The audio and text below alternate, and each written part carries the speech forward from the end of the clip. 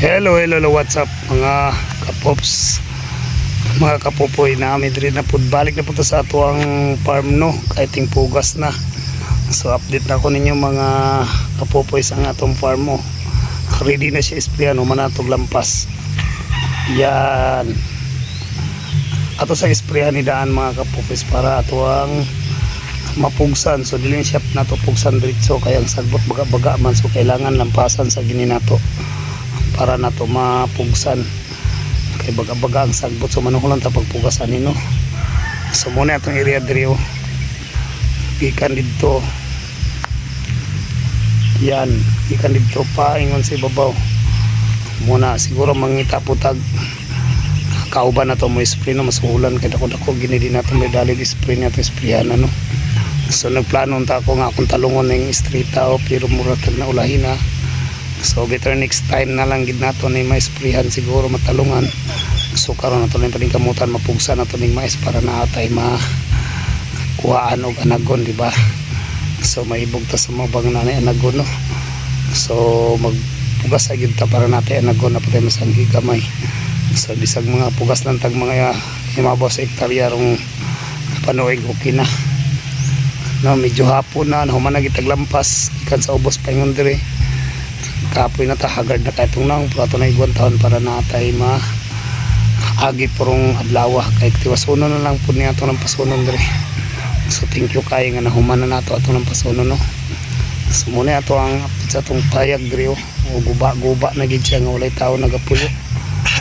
O daghan na kay hinog bunga ang atong santol usab sa ibabaw o di na mga bata rin ang daghan kay sagbot sa ubos. Daghan jud kay siya hinog. Wala siya nang mapos kay naaman ta, pero kung wala ta diri dagang ginanguha diri medyo nangahadlok ang mga manguha kung naata.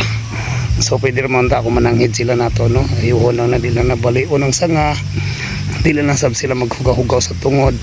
So ibig sabihin ayuhon nila og kuha ang atong santol. Okay ra kung mga imo na ako na ako diri magtanaw mas maayo para bantayan po na ako sila no. So nahadlok lang sila nga diliguro ko manghatag. So mo kabalo nga ako manghatag ko o daghang kayo bunga atong santol hinog sa taas. Tanawan ninyo daghang kayo nagbunga, ayaw mo kabalaka kayo na ako diri pangayo lang mo katagaan dyan mo na ako.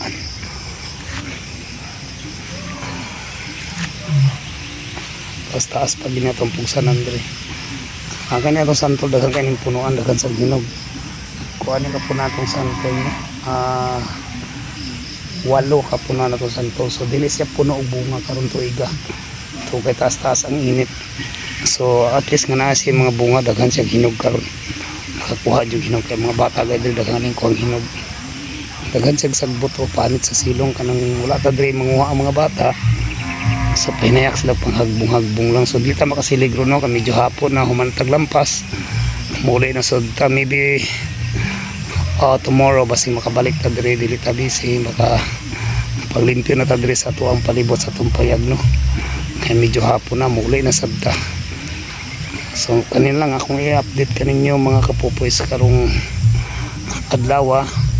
So atong sapa medyo nanay tubig na ta maglisod kuha no para i-spray nato kay nanay tubig atong sapa maka spray na jud ta kay gabaha na diyan sapa kay aduna na may kusog nga ulan. Salamat kay sa Ginoo nga aduna na may kusog nga ulan no.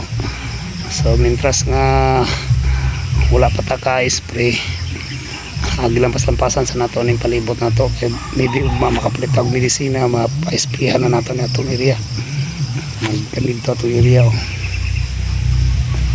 naibaka nga area naibaka ya katit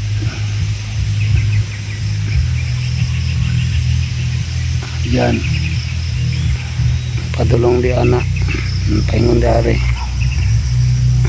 Alright, thank you for watching mga kapopoys. Bye bye.